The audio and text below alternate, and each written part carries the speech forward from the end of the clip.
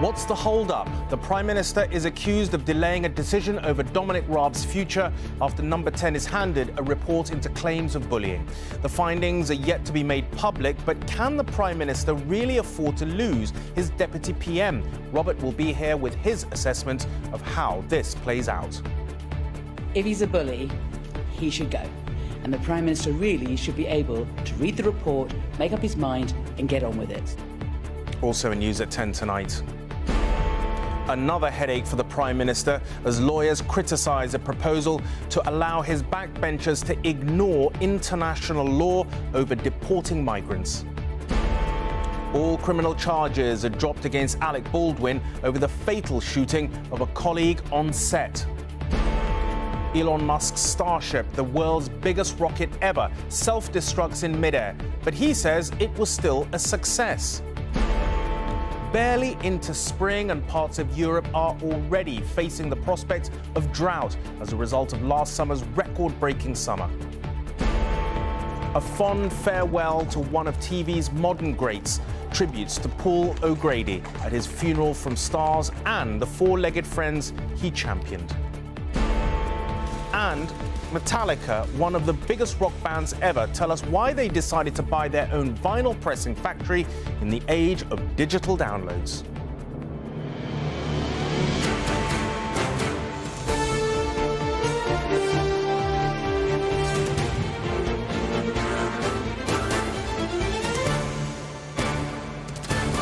This is ITV News at 10 with Rageh Omar. Good evening. There's been an eerie silence from Downing Street on the future of the Prime Minister's Deputy and Justice Secretary, Dominic Raab. Number 10 did say Rishi Sunak has received the report into 8 claims of bullying against Mr Raab from at least 24 civil servants. However, it's important to remember that this is a report to establish the facts. It's not a report to decide what, if anything, should happen to him. That is Mr Sunak's call, whose official spokesman says he is carefully considering the report, and the PM's previously stated full confidence in Mr Raab still stands. So, why the delay? It's certainly a big decision affecting the two men at the top of the government, but in very different ways. They were brothers in arms, Rishi Sunak and Dominic Raab, campaigning just this summer for Sunak to be Tory leader and Prime Minister. Today, they are PM and Deputy PM, but the joy has gone because Rishi Sunak this morning received an independent report into Mr Raab's alleged bullying of civil servants, and as evening fell, he still hadn't decided whether to sack his number 2. And the Prime Minister really should be able to read the report, make up his mind and get on with it. Stop dithering and delaying and summon up your courage and sack your deputy if he's a bully. Dominic Raab had been in the wilderness during Liz Truss's 5 weeks as Prime Minister, but he was made Deputy Prime Minister and reappointed Justice Secretary by Rishi Sunak in October. After months of rumours, 2 formal bullying complaints were made against Mr Raab in November. The Prime Minister asked the lawyer Adam Tolley to investigate at Mr Raab's request. But did the Prime Minister know civil servants felt bullied by Mr Raab? In February, the Prime Minister's spokesperson said he was not aware of formal complaints when appointing him to the Cabinet, even though it now turns out there are at least 24 civil servants supporting 8 separate complaints against Mr Raab. My colleague Anushka Asthana heard the testimony of an official who worked for the Deputy Prime Minister. Do you think Dominic Raab was a bully? Yeah, without a doubt. I know with 100% certainty that people were terrified to have interactions with him, but also to interact with his office. The Civil Service Trade Union says members who gave evidence against Mr Raab are anxious. Those complainants are going to be sitting tonight speculating about what's happened. Is there some kind of coup taking place to try and protect Dominic Raab? What's going on? Because they don't know. They have no rights in the process. They can't challenge the outcome of the process as you would in any other complaint in any other employer. They've just got to sit and wait while the Prime Minister ponders and makes a decision. A Tory MP asks for due process. Whenever I've dealt with Dominic, it's been professional and helpful, and I think he's been a very good Deputy Prime Minister. So, and I don't, we'll wait and see what the report says. Mr Raab had said he would quit if the inquiry found against him, which he confirmed a couple of weeks ago to us. I don't have anything further to say. I stand by what I said before. Which implies that Rishi Sunak thinks the case isn't open and shut, because behind this famous door he's still agonising whether to ditch his erstwhile ally and friend. Roberts, we heard that the Prime Minister apparently got this report a little over 10 hours ago. So what do you think is happening behind those doors? What's happening is that the Deputy Prime Minister, Dominic Raab, has read the report, and as I reported earlier on this evening, he's not going to resign. He does not believe that it proves that he breached the ministerial code of conduct, which would be a reason for him to resign. The problem is that this report actually itself doesn't make an adjudication on the ministerial conduct. It simply says, and we know that it says this, that on numerous occasions, Dominic Raab's interactions with civil servants really upset those civil servants. We heard the testimony of one saying how frightened and intimidated some civil servants were by Dominic Raab. And something else that I know is that senior civil servants warned Dominic Raab about the way that he was interacting with staff, about his behaviour, and he didn't change. So tonight, the Prime Minister faces a very difficult decision, partly because Dominic Raab has been such an incredible ally of his. During the summer, he was trenchant in his criticism of Liz Truss, who was also challenging for leadership, temporarily became Prime Minister. I think Dominic Raab probably thinks that he damaged his own career in the way that he helped Rishi Sunak, and therefore expects Rishi Sunak now to help him a bit in his moment of need. But in the end, this is just a tough, hard-nosed decision that Prime Ministers have to take. And the thing that, in the end, Rishi Sunak will be thinking about overnight tonight is when we, the public, see the report, and we will see the report tomorrow, if he lets Dominic Raab off the hook, will the public understand and forgive? And I think almost certainly not. So I think it is very likely that tomorrow the Deputy Prime Minister will be sacked, but it's definitely not a racing certainty. That's interesting. Robert, thank you very much indeed. We'll see you tomorrow. Thank you. Well, the Prime Minister isn't just under pressure over what to do, if anything, as Robert was saying about Mr Raab. Some of his backbenchers are putting the squeeze on him over how to stop, as he's promised, the boatloads of migrants crossing the Channel. MPs have been debating the illegal migration bill. One group of Conservatives want the Home Secretary, not European judges, to decide whether illegal asylum seekers can be deported. But there is real concern in Parliament and legal circles that such a plan would effectively undermine the rule of international law. Today, the English Channel appeared too rough for any migrant crossings, but Rishi Sunak knows he needs more than bad weather to stop the boats. We've got to somehow break the cycle of these criminal gangs. It is one of the Prime Minister's top priorities, and behind the scenes he's been working with rebel MPs on the right of his party to stave off a rebellion on new immigration laws. The rebels have agreed to a rewording of the illegal immigration bill, giving ministers the power to ignore some court rulings. Well, seeking to make sure, in essence, that the Home Secretary can deliver on what the bill sets out to do, and that we aren't frustrated in the courts by what has become, I'm afraid, a really pernicious example of judicial overreach and the human rights creep which has enabled this problem to become so serious. The changes give the Home Secretary, Suella Braverman, the right to ignore so-called Rule 39 orders from the European Court of Human Rights. British judges would also only be allowed to halt people being deported if they believed it would cause them serious and irreversible harm. It was the European Court of Human Rights that blocked flights from leaving to Rwanda last year. Some Conservative MPs had pushed for the UK to withdraw from the court altogether, but ministers hope that threat will now go away. I'm very confident that we have strong support from Conservative members of Parliament, and as soon as we do get it through, we will be putting it into action so we can secure the borders and give the British public the fair and robust asylum system that they want and deserve.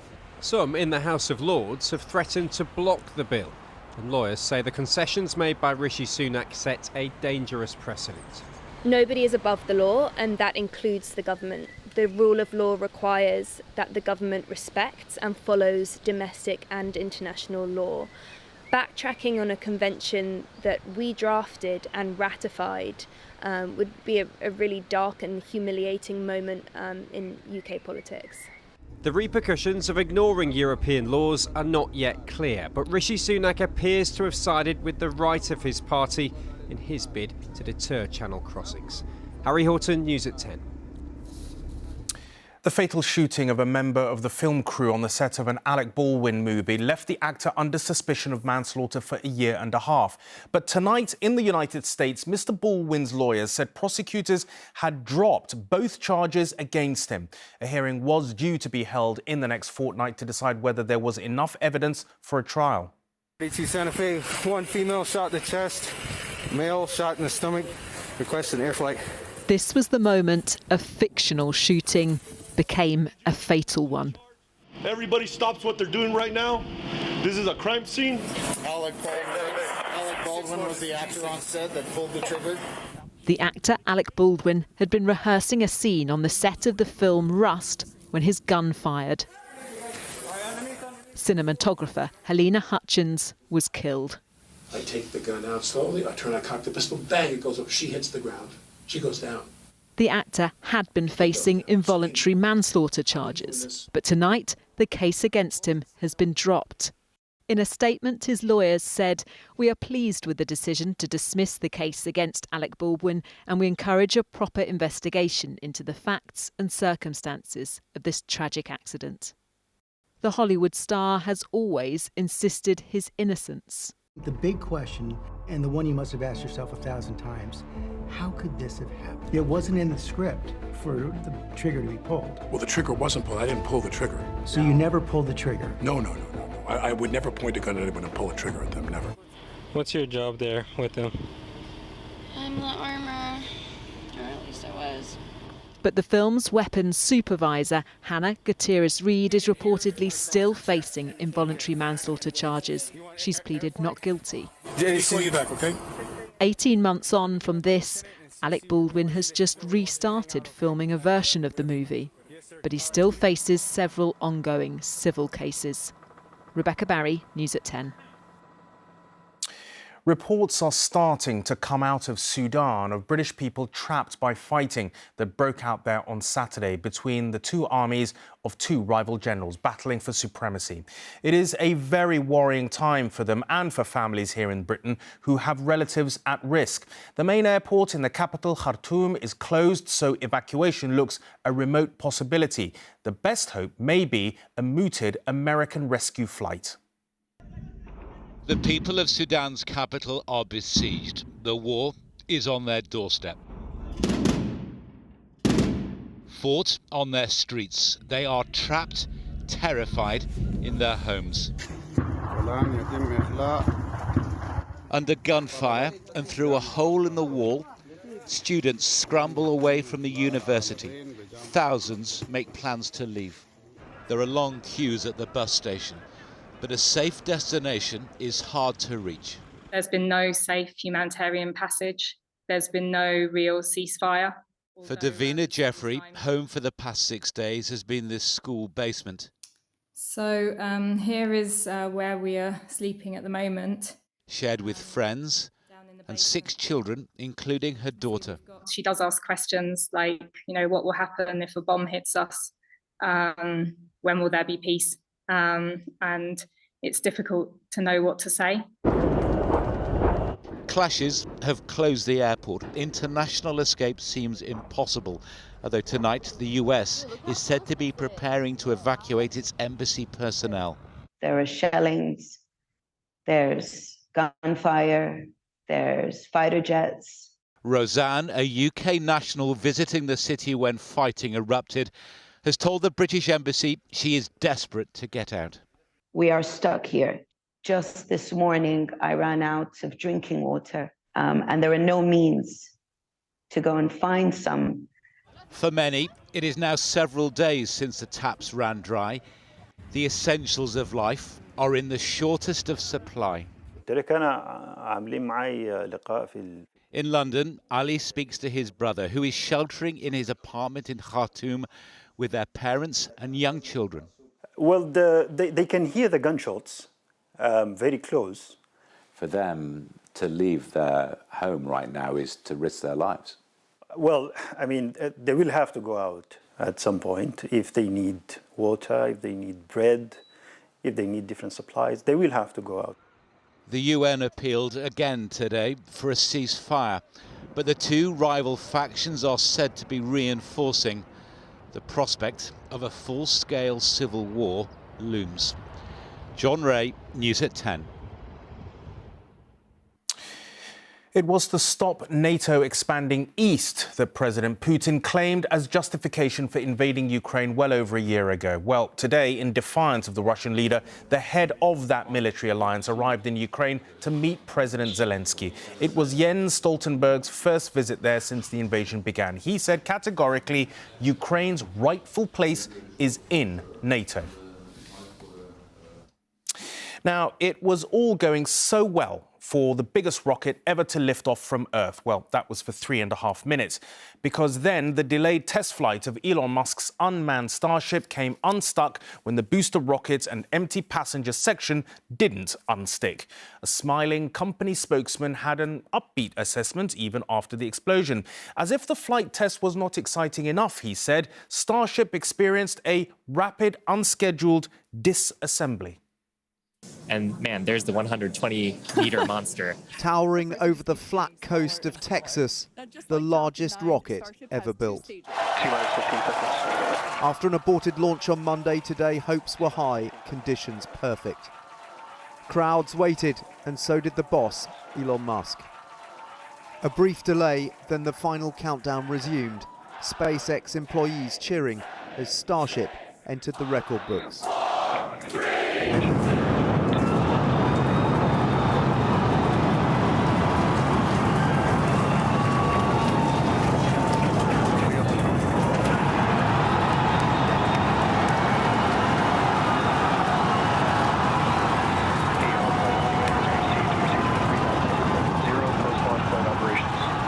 For the first 4 minutes, everything appeared to be going to plan. But look carefully, and you can see not all the 33 engines had fired. Beginning to flip for stage separation. As the Starship pirouetted to separate from its booster, it became clear something was wrong. We should have had separation by now. Obviously, this is does not appear to be a nominal situation. Yeah.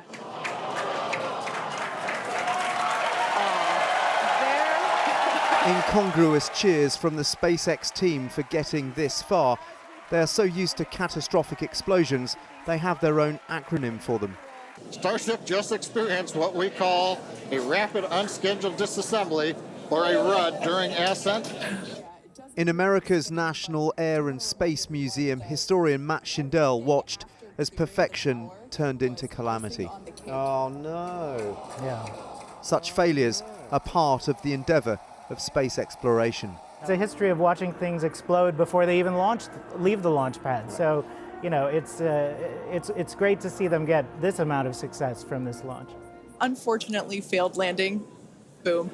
SpaceX has made a virtue of its spectacular failures, claiming it's pushing technology to the limits. Pretty large fireball. And speeding up development. Eventually, this rocket may carry astronauts to the moon or even Mars. Elon Musk says they've learned a lot from today, but it's clear despite the jubilation from SpaceX employees, some refinements are still needed before mankind will be taking the next giant leap. Dan Rivers, News at 10, Washington.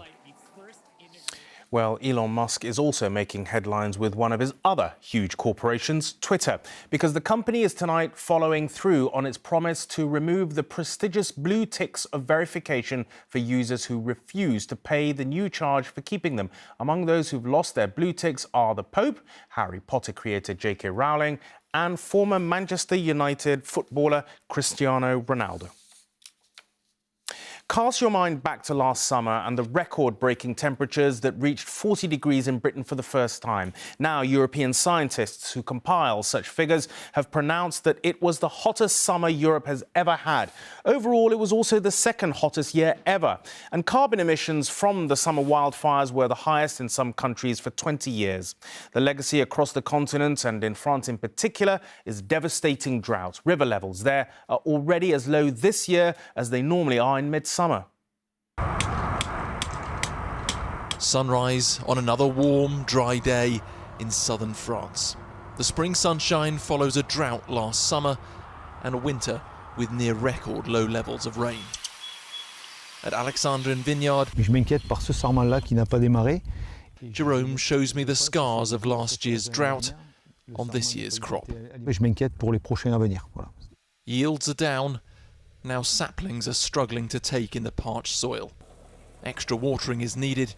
Every precious drop directed by hand. Fait que soit bien arrosé, qu'ils aient eu suffisamment d'eau. We need enough water during the year so we can produce the best possible juice for the wine. Water is extracted from rivers and lakes like Le Lac de Montbel. In April, levels should be at 60%. Today, it's just a quarter full. Water experts say it's a similar story in the rivers, running as low now as you'd expect in midsummer. January, February, March are very important to refill the river and the aquifer. But this winter we are less rain. In fact, there were 31 consecutive dry days. So is this climate change? Yeah, 100% sure. It's not an exception. It's necessary to adapting the way of living to the climate changing. Proof this isn't just a blip can be found deep underground. Stefan took me into the depths of the Grotte de Clamous. Climate change has seen humidity levels rise inside, but the river which forged these caves over centuries is now nowhere to be seen. Look, you can see the sand there. It used to be a beach, but there's no more water anymore there. The river was there 6, 7, 8 times a year, 10 years in the past. But now, look, everything is dry. How worried are you about that? I'm very worried because, you know, if we don't have water there, it means we don't have water on the surface as well. 43 areas of France are already under water restrictions. Back at Alexandrine's vineyard, Jerome is cultivating crops to cope with the changing climate. Forecasters say even if it rains heavily now, the water is likely to be soaked up by plants rather than replenishing reservoirs. Martin Stew, News at 10, Southern France. Now, there was a quaint coming together of cultures, show business and village life at today's funeral of the TV presenter and comedian Paul O'Grady. Celebrity friends like Ronnie Wood and Joe Brand took part in the private service inside the church. Outside, hundreds of fans who felt as though they knew him lined the streets in tribute to one of Britain's most famous dog owners. Many brought their pets. He made his final journey alongside his husband and his pet dog, weaving through the streets of the village he'd called home for 20 years. The applause and appreciation for a television star and a neighbour, reducing those who loved Paul O'Grady most to tears. An inimitable talent gone, but not forgotten. Hundreds lined the streets of Aldington as the cortege made its way to a private church ceremony. As the bells tolled, his daughter touched the window of his carriage, and his grandchildren clutched that famous Lily Savage wig. He was a British screen star, but also he was a father, a brother, and a granddad. Also among the mourners were Rolling Stone Ronnie Wood, comedian Joe Brand, and broadcasters Alan Carr and Melanie Sykes, and O'Grady's former stage manager. Paul was such a wonderful, clever performer, as well as an absolute nightmare occasionally. But that's why we loved him. The entertainer's profound love of animals was also on show, a nod to his work for Battersea Dogs Home, where he was once an ambassador. His send-off was at a small church, but took over a village and extended beyond Kent to the town where he was born. Birkenhead on the Wirral, where dogs once again turned out in tribute. If he was here today, he'd walk down here and just be himself. Nice that someone local made such a difference to like a lot of families and a lot of dogs and other animals. He always had a heart of gold. It was a day for so many to say goodbye.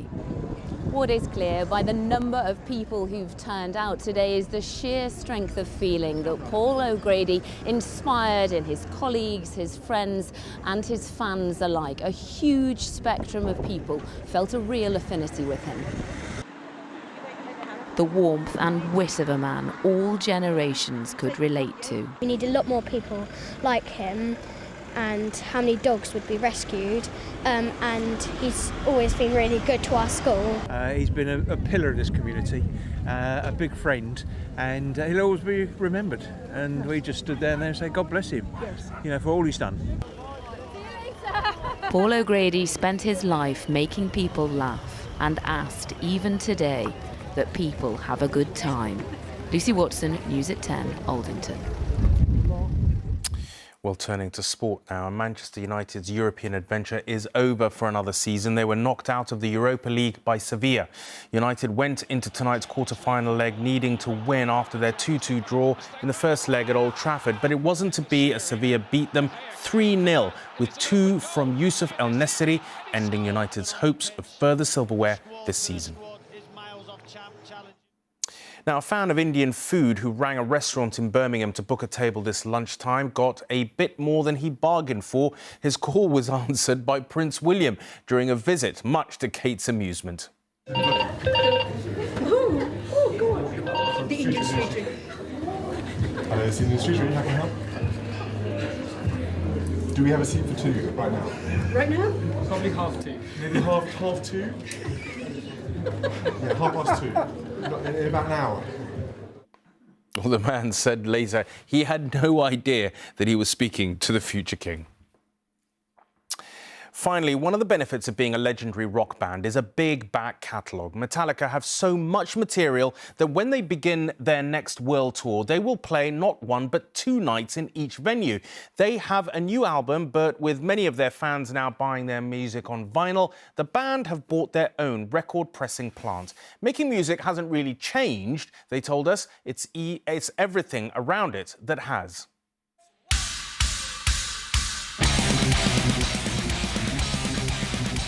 Guitar riffing, drum beating and head banging. 40 years on, Metallica still rock as hard as ever. As pioneers of thrash metal, the band earned millions of hardcore fans, though that hasn't ever really sunk in. In my wildest imagination, none of this was supposed to happen because it couldn't. The way the world was turning in the early 1980s, people like us and the type of music that we played was not supposed to connect with this amount of people. Just as I was walking in, it was like, all these people are here for us? For us? For our small little rock and roll band? They've just released their 12th album, 72 Seasons, channeling the early years. When we get behind our instruments, we're like teenagers again. I mean, it's just kind of crazy. And that's an important thing. It keeps us going and keeps things exciting for us creatively. With so many hits, Metallica are doing something different on their upcoming world tour. In every city, they'll do 2 shows with completely different songs. It seemed like a really good idea about a year ago when there were a bunch of email chains going around. It's very rare that 40 years into your career you get a chance to completely reinvent the whole concert experience, not just for yourself but for the fans. Metallica are putting their stamp on another part of music too, investing in vinyl production. Last year, vinyl outsold CD for the first time in 3 decades. So you own one of the largest pressing plants in the US. How did that come about? The way vinyl has come back from basically extinction in the last 10, 15 years caught everybody off guard. Having an opportunity to be able to get in and use the presses and then to be able to help the other folks in the community seemed like a no-brainer. As time goes by, some industry greats look for peace and quiet. But Metallica aren't turning down the volume anytime soon. Rishi Davda, News at 10. And that is it for us from tonight. From all of us, good night and thanks for watching.